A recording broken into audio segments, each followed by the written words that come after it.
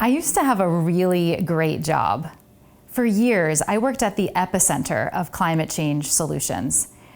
I worked with world-leading nonprofit organizations, climate scientists, and businesses that tell the world that we're solving this problem.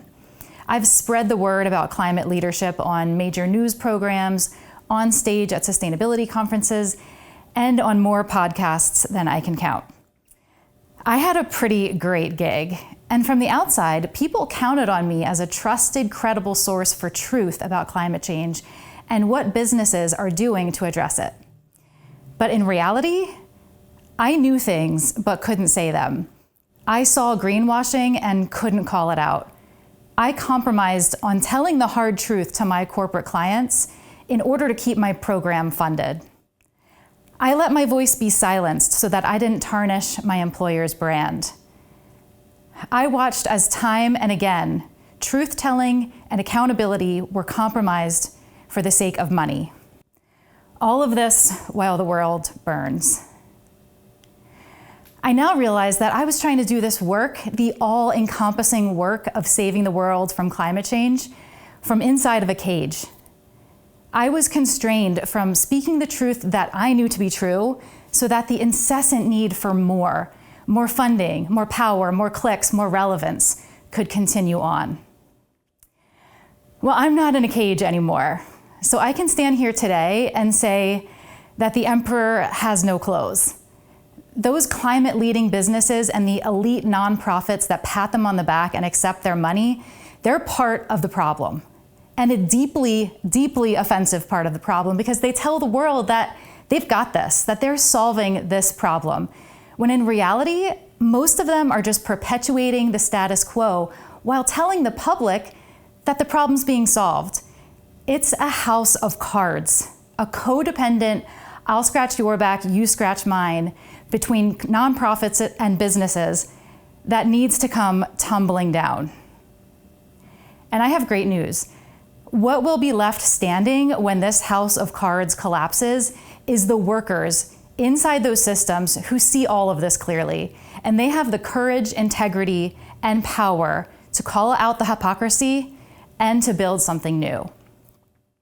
Because I haven't been alone inside this cage. Along with me are many, many others, maybe some of you, feeling similarly restricted. Those of us who understand the full consequences, magnitude, and implications of the climate crisis, and who work deeply inside the system for companies, nonprofits, governments, or the media, who are ultimately restricted or even gagged by our employers from telling the truth. The truth that we can't grow our way out of this problem, that our current approaches are not getting the job done quickly enough, that new tactics are needed and fast. And more of us are realizing that we have to challenge this system with every ounce of courage we have, or step away from it altogether, away from really comfortable jobs, away from prestige, in order to have the freedom to call for transparency and to call for accountability. And we're taking great risk to do so. So those are the elements I want to talk about today. 3 elements that need to be foundational to true climate leadership for a world already in the throes of climate change: transparency, accountability, and risk-taking. So first, transparency. In today's economic system, businesses and nonprofits alike serve many masters. Businesses serve their shareholders, nonprofits serve their funders and their corporate sponsors, and these masters have requirements that are sometimes at odds with a thriving future on this planet. It's a system where nonprofits rely on funding from corporations and then are in turn disincentivized from calling it out when those corporations obstruct climate policy. Where corporations make sustainability promises, but at the same time they ramp up their work with the oil and gas sector.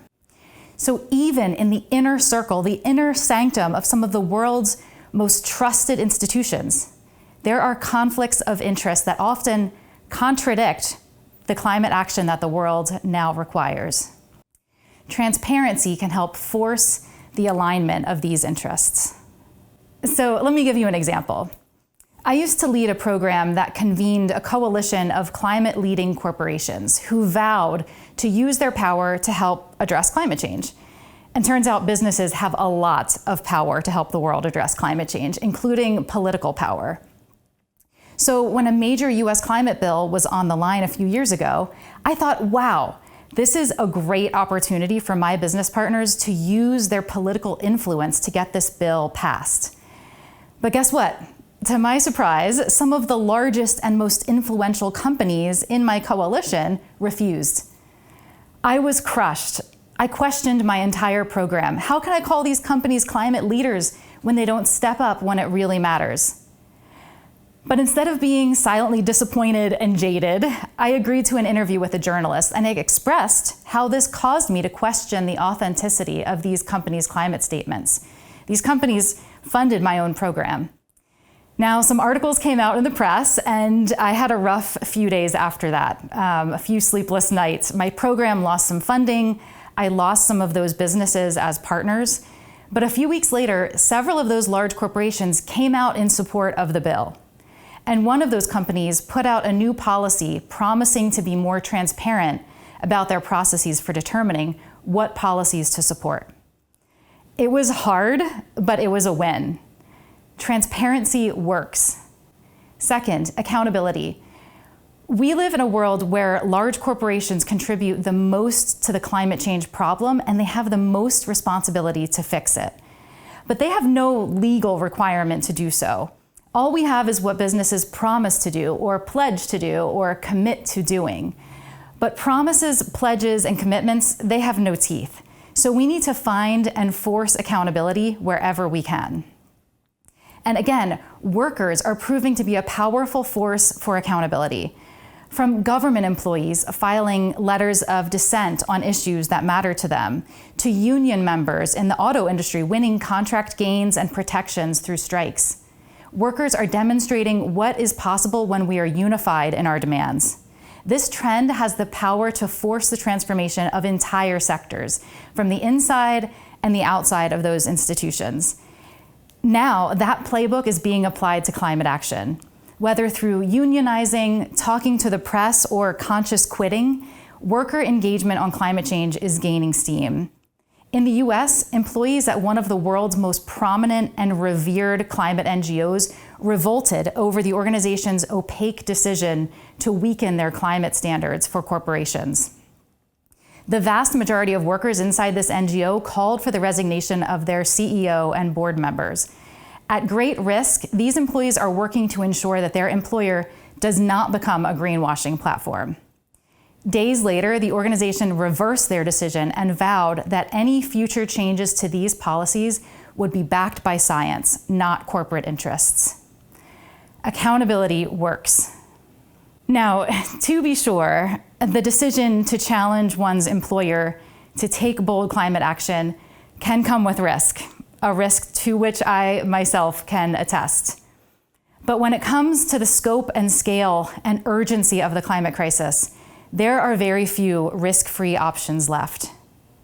Some organizations and businesses are simply not built for the rapid change and the sustainable future that we need.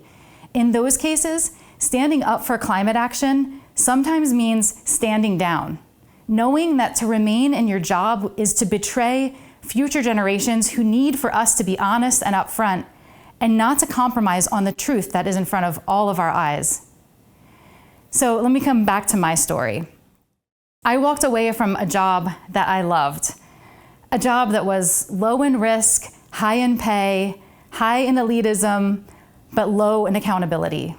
And I'm now in a higher risk situation, less stability because I don't have a full-time job, higher risk, but high in truth.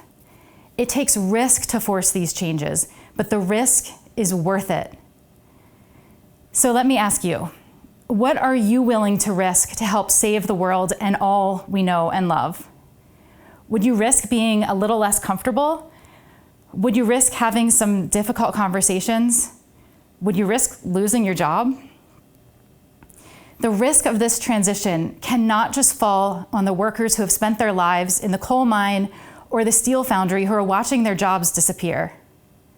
The risk cannot just fall on the cattle farmer who risks losing their livelihood or the Bangladeshi family who risks losing their home in the next cyclone.